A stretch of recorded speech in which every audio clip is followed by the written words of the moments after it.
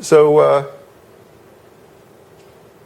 there was this article I read in a yoga magazine years ago by, it doesn't matter who wrote it, because these ideas are pretty much out there. He didn't invent this idea. But here was the rationale. The diaphragm is a muscle. Like any other muscle, it can get weak. So a strong diaphragm equals healthy breathing. Therefore, like any other muscle, we can exercise a weak diaphragm. That makes sense, right? I mean, how can you argue with that logic? So, how do we train muscles? We give them resistance to work against, and that makes them stronger, right? Logic is still valid, yes? So here was this person's prescription for strengthening your diaphragm. Lie on your back, put some sandbags on your belly, and as you inhale with your belly, push the sandbags up, and as you exhale, let them sink back down. Resistance training for the diaphragm. It's going to strengthen the diaphragm, right? Where's the flaw in the logic? Well, here's where the flaw is. Okay, I think we all have a sense that there's something screwy about that rationale. What the person who's doing that exercise is really doing, if you analyze a belly breath kinesiologically, okay, this is where you run into the flaw in that reasoning. And I just described it a moment ago. A belly breath is an action of the diaphragm that occurs while the abdominal wall is relaxed and the rib cage is stabilized. Sthira sukha, right? Because remember, the diaphragm wants to pull the rib cage open as well. But if you want to deflect all of its action into the belly, you have to keep that from happening. So when you send your body a signal to do a belly breath, what you're really saying is, okay, my diaphragm's going to contract, and when that happens, I'm going to keep the ribs still, and I'm going to allow the belly to relax. That's the belly breath.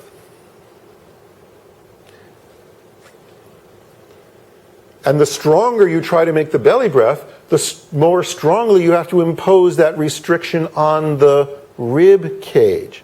So what that exercise with the sandbags was doing was it was teaching that person to systematically tighten their rib cage structures more and more as they breathe.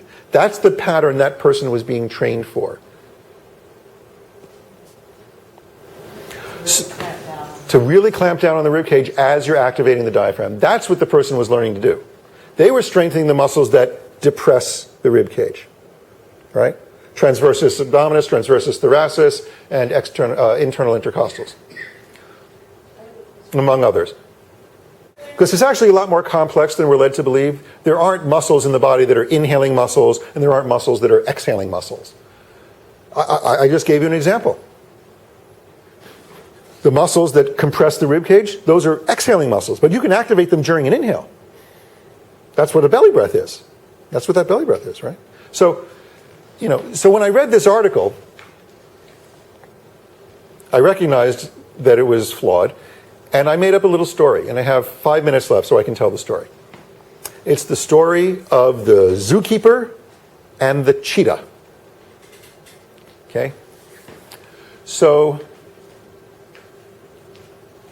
there's a zoo where this cheetah is being kept. And we all know the distinction that cheetahs have in the animal kingdom, right? What are they? They're the fastest ones. They can hit speeds of 60 miles an hour for short stretches. That's very fast for an animal to move. And this cheetah is being kept in this cage. And the zookeeper that's responsible for his health and well-being is noticing that over time, this cheetah is not happy. He's not happy. He's not healthy. He's pacing constantly, and he's restless, and his fur doesn't look good, and he's losing weight, and he's getting weaker and weaker and weaker. So, the zookeeper, being a guy who goes to the gym and works out, says, I know what you do for weakness. You do training. You do resistance training. You do weight training. So he gets this set of barbells, and he puts it in the cage with the cheetah. Brilliant. It's just great reasoning.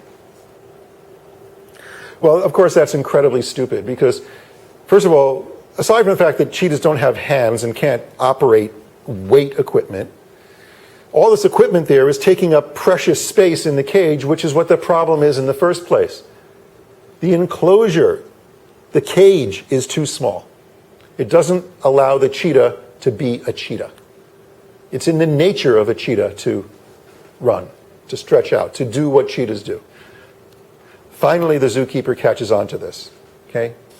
Gets rid of the weight equipment, takes the cheetah out of the cage and finds a nice, big, open, enclosed area for the cheetah to run around in. As soon as the cheetah is placed in this bigger space, what does he start doing?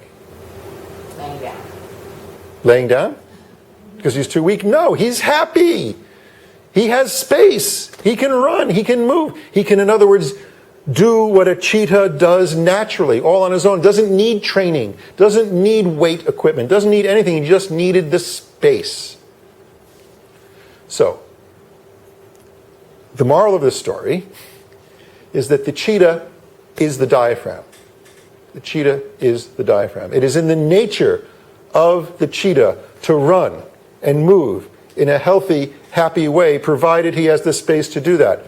It is in the nature of the diaphragm to do what it does, which is to create this three-dimensional shape change in the cavities, if the cage isn't too small.